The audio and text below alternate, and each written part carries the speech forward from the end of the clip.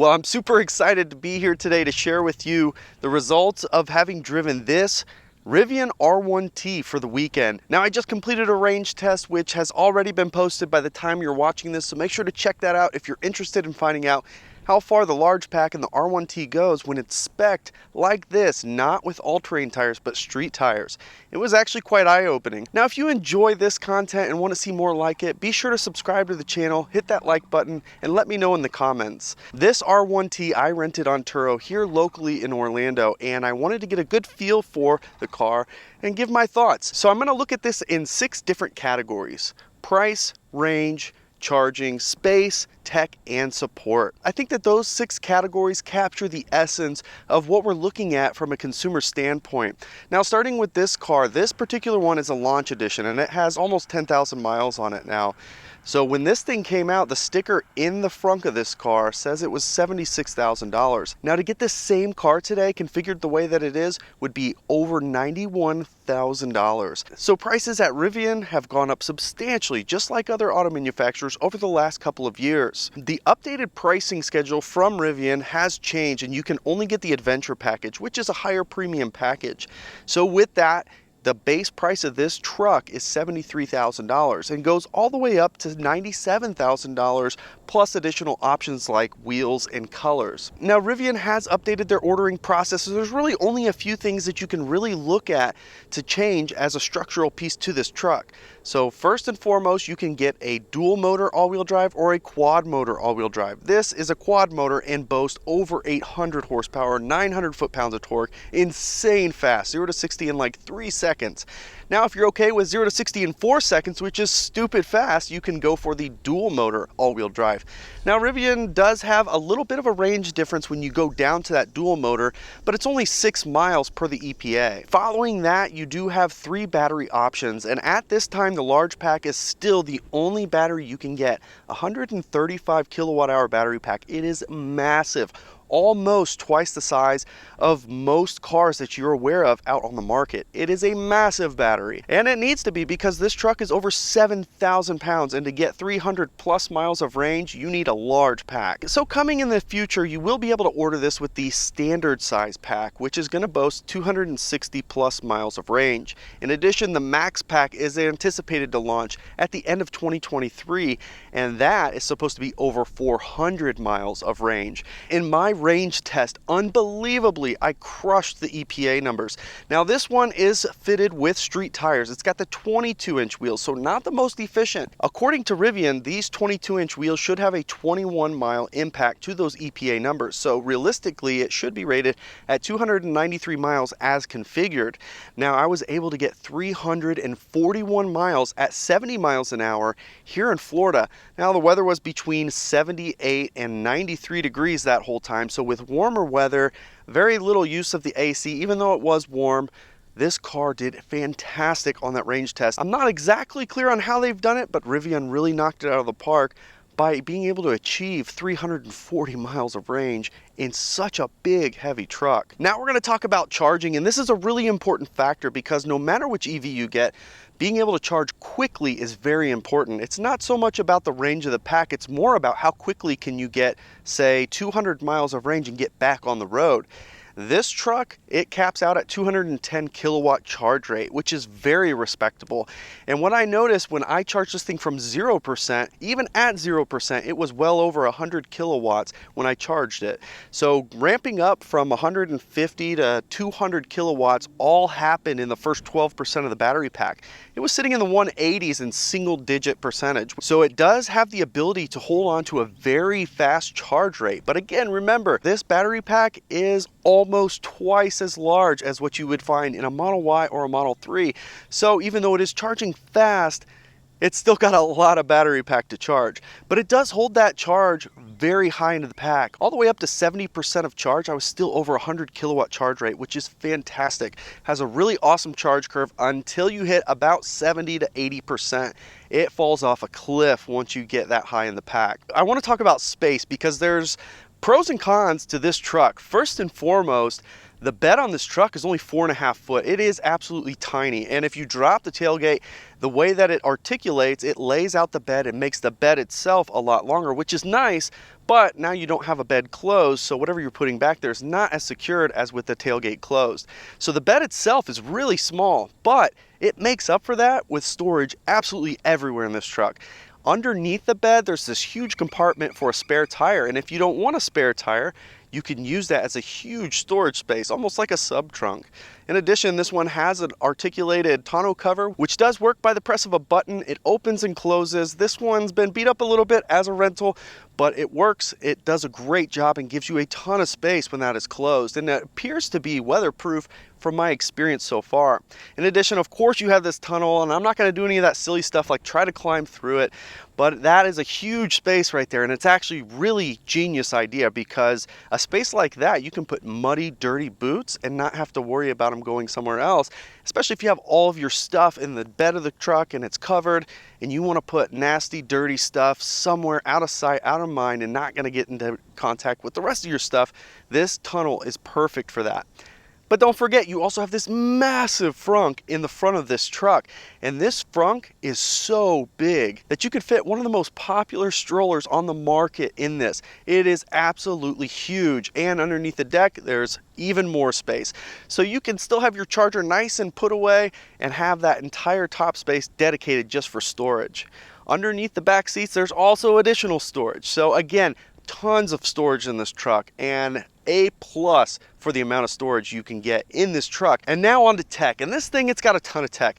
The best way I can describe this is, if you're familiar with a Tesla, you can get in this thing and pretty much figure it all out on your own. And Tesla has done a great job of making it extremely user-friendly, easy to figure out, and this is almost no exception to that. There are a few things that are a little bit quirky about the OI on the screen, but other than that, this thing is super easy to figure out. There's not a ton of buttons. Everything is controlled by the screen. You still have the same buttons on the sides, but I will say this, unlike the Tesla, this one does have blind spot monitor lights on the mirrors.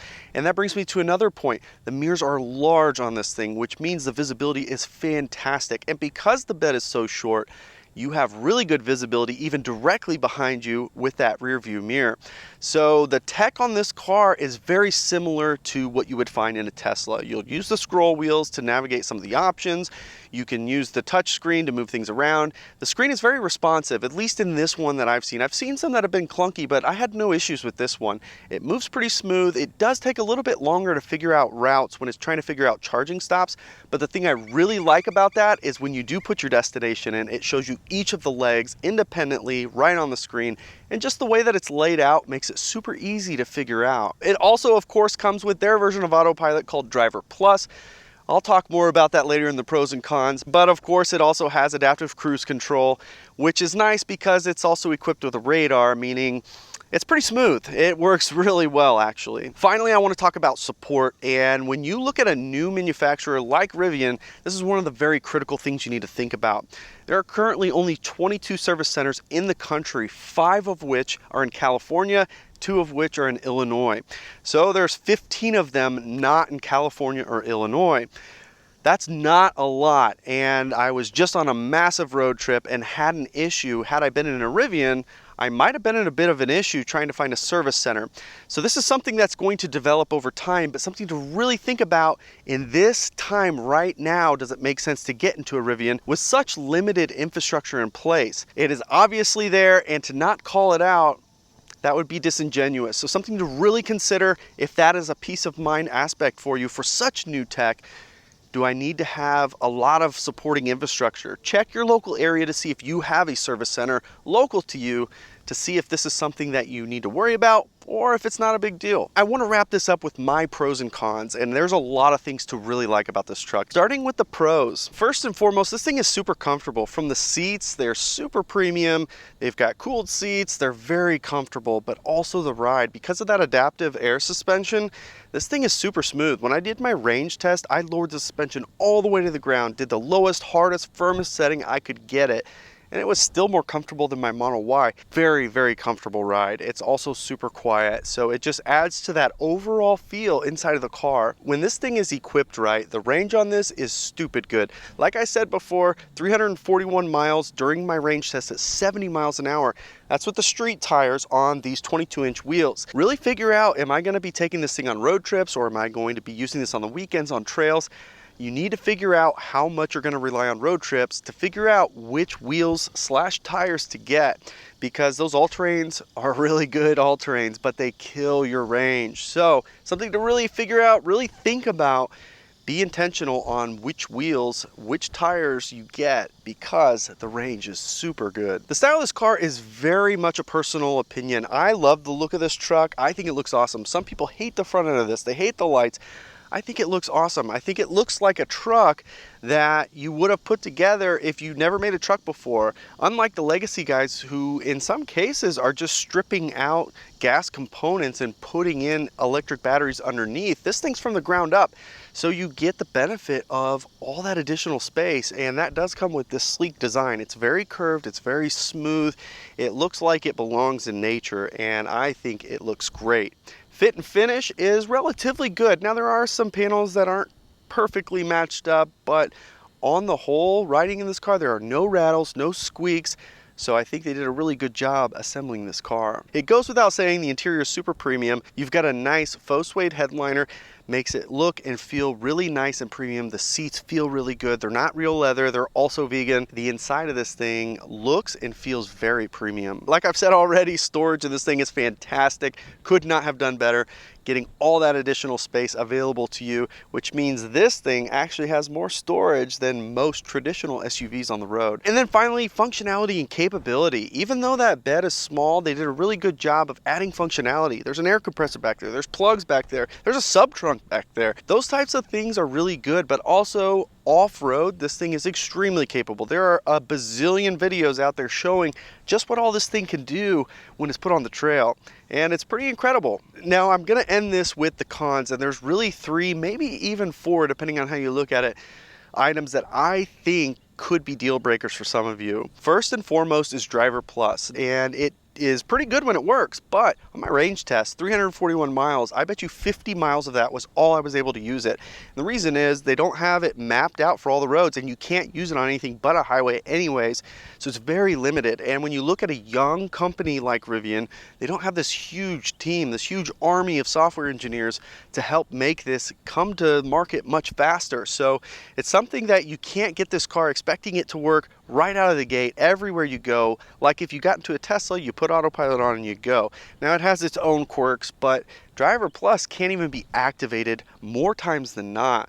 Now this will get improved with software, and it is a software solution, so that's a good thing, but it's gonna take some time, and that's gonna be something to really think about. A young company, you can't expect them to be able to do all this from the very beginning. It's gonna take some time to develop. Another really big one is service. Like I said already, there's only 15 service centers outside of California and Illinois, so you really need to look in your area to see if there's a service center there. If not, where is the closest one and how far is that? If you go on a long road trip, are you putting yourself in a really bad position if something were to go wrong?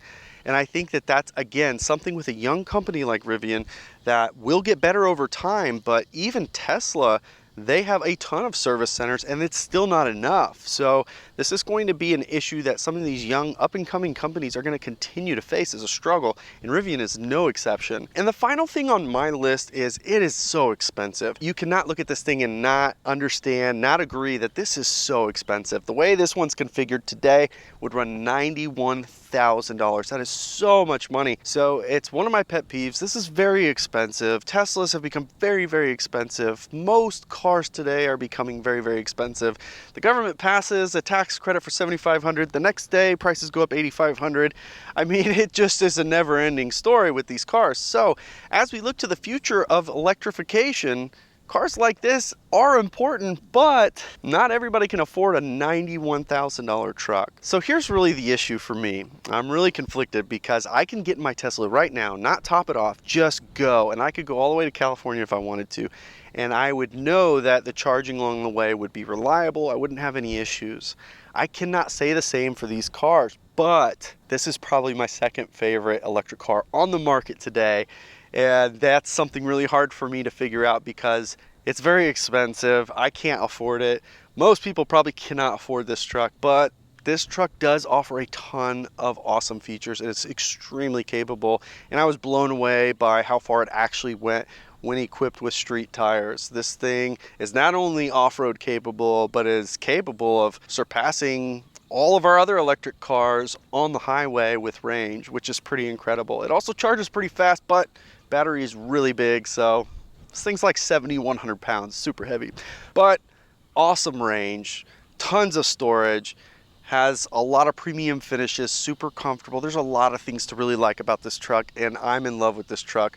But I won't be getting one, don't worry, this is just a rental. It will be going back tomorrow, sadly. So with all that, I hope that you enjoyed this video. If you did, of course, give it the thumbs up. If you haven't already, of course, subscribe to the channel as we continue to post content regularly. You can follow us on Twitter and Instagram @BeardedTesla. Thanks so much for joining us, and we'll catch you next time.